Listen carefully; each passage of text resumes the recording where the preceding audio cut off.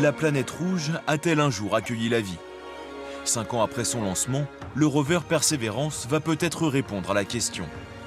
Le robot explorateur a capturé des images de roches martiennes présentant des nodules blancs cerclés de noir, qui pourraient être les traces fossilisées d'une activité bactérienne.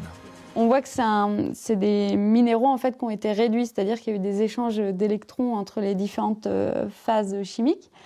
Et ça, c'est important parce que sur Terre, souvent, ça se forme en présence de micro-organismes qui utilisent ces réactions chimiques. Ils tirent leur énergie de ça en fait, pour vivre.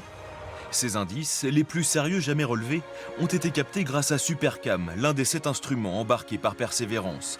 Un équipement conçu en grande partie à Toulouse, capable de réaliser une analyse chimique des sols au micromètre près.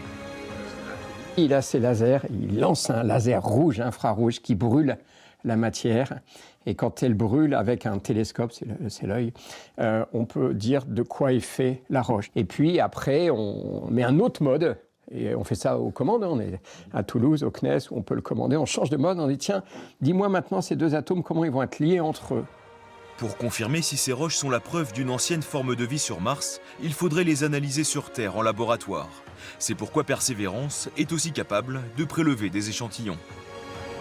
Il va aller poser son bras et donc cette foreuse sort une sorte de petite carotte, il va la récupérer et il va la mettre dans ce qu'on appelle le carrousel, c'est-à-dire à l'intérieur du corps de Persévérance, il y a toute une série d'échantillons qui ont été récupérés. Et ensuite, le but, c'est qu'il retrouve une sonde qui se serait posée sur Mars pour lui confier tous ces échantillons qui repartiraient ensuite sur Terre avec une petite fusée. Le rapatriement des échantillons était prévu d'ici 2030 par la NASA, avant que Donald Trump n'envisage de l'annuler pour raisons financières. Mais la possibilité d'élucider l'un des grands mystères de Mars permettra peut-être d'inverser la tendance.